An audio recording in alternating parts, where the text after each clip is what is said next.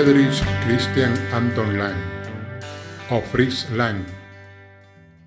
Dirigió clásicos como Metrópolis, de 1927, y M, El vampiro de Düsseldorf, de 1931, por lo que en sus inicios contribuyó al movimiento expresionista alemán.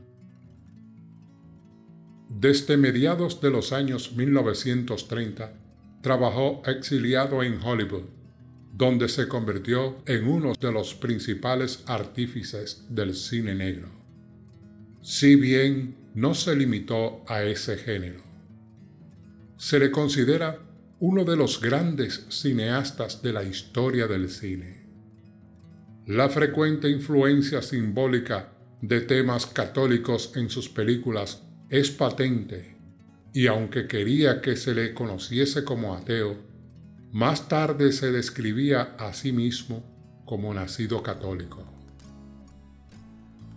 En 1908 empezó sus estudios de arquitectura en la Universidad Técnica de Viena, por deseo expreso de su padre, pero se inclinaba por la pintura, de modo que interrumpió dichos estudios arquitectónicos para matricularse en la Escuela de Artes Gráficas de Viena.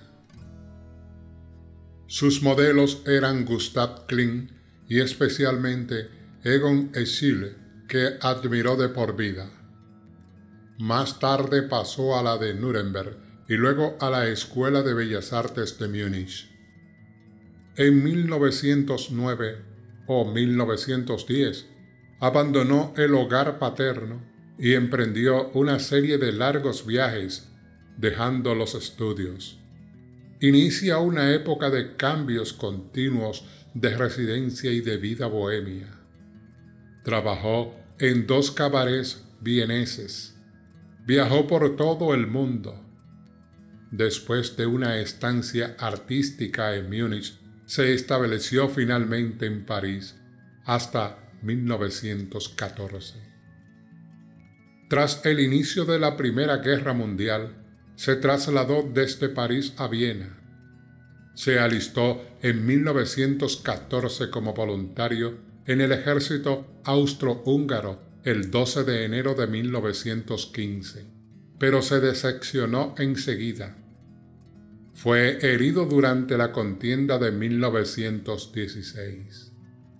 Conoció en un hospital militar al director de cine vienés y luego alemán Joe May. Le mostró dibujos y varios de sus relatos, por lo que May le contrató como guionista. Ese mismo año comenzó a escribir guiones para los estudios Universum Film, AG UFA, y estrenó su primera película como guionista en Viena en 1917.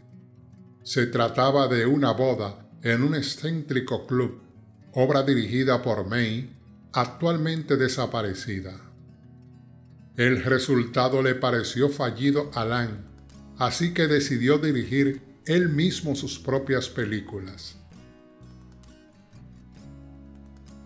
Era el momento de eclosión del cine en Alemania. Se pasó de 28 filmes anuales antes de la guerra a 245 en 1919 y a 474 en 1922. Las fantasías más bien terroríficas de esos años, con vampiros, seres artificiales, vidas dobles, sabios ocultos o sociedades secretas, mujeres fatales, dan un tono folletinesco general al cine alemán, del que no fue ajeno su trabajo, por lo cual se le ve en las filas del expresionismo. Luego diría Lang que era un cine lleno de histeria y desesperación.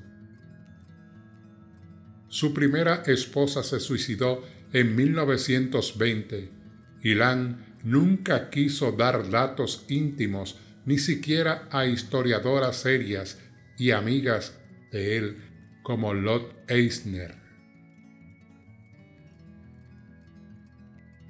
A partir de sus propios guiones, y los de su segunda esposa, la escritora Thea von Harbou, rodó La imagen errante en 1920, Las tres luces en 1921, Dr. Mabuse el jugador en 1922, Espías en 1927 y luego, a petición de los productores, El testamento del Dr. Mabuse en 1932, que continuaba las aventuras siniestras de ese criminal. Ahí aparece de continuo un inquietante mundo subterráneo, con sótanos, galerías y cuevas, espejos que hacen que las figuras se desdoblen, visiones ilusorias o distorsionadas de acuerdo con la mente delirante de Mabuse y otras figuras.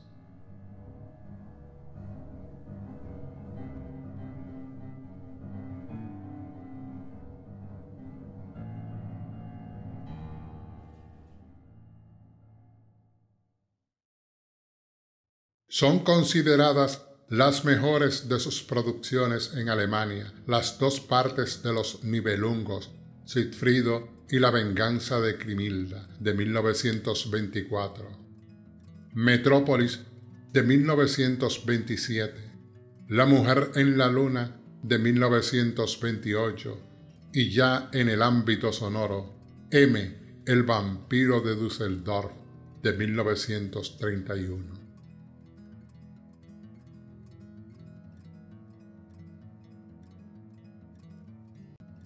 En París rodó Lilion en 1934, con poco éxito, y ese mismo año se marchó a Hollywood, contratado por la Metro-Goldwyn-Mayer.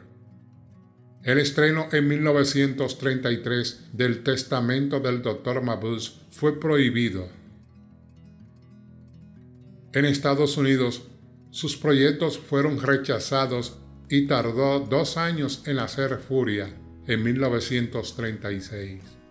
Sus producciones estadounidenses debieron acomodarse a las normas de los diferentes géneros, aunque dirigió destacadas películas policíacas como Solo se vive una vez en 1937, La mujer del cuadro de 1944, Perversidad de 1945, Secreto tras la puerta de 1947, Los sobornados de 1953, Más allá de la duda de 1956, Mientras Nueva York duerme de 1956 y otras de otro tipo como Deseos humanos de 1954, Los contrabandistas de Moonfleet de 1955 y Encubridora de 1952. En varias ocasiones era manifiesta la crítica social y siempre estaban presentes sus dudas sobre la justicia, así como sus reflexiones sobre el individuo contemporáneo y su desamparo. A finales de los años 50, en parte por el clima creado por las investigaciones del Comité sobre Actividades Antiamericanas y en parte por su rechazo de los criterios comerciales y también por la oferta de un productor europeo, viajó a la República Federal Alemana para rodar El tigre de Snapur en 1958, La tumba india en 1959 y Los crímenes del Dr. Mabuse en 1960, su última película.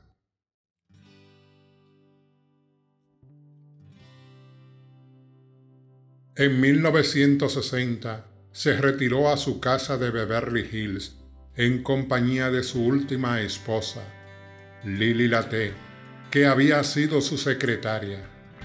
Desde allí pudo ver, a través de su característico monóculo, cómo se sucedían los reconocimientos y las muestras de admiración. Murió el 2 de agosto de 1976.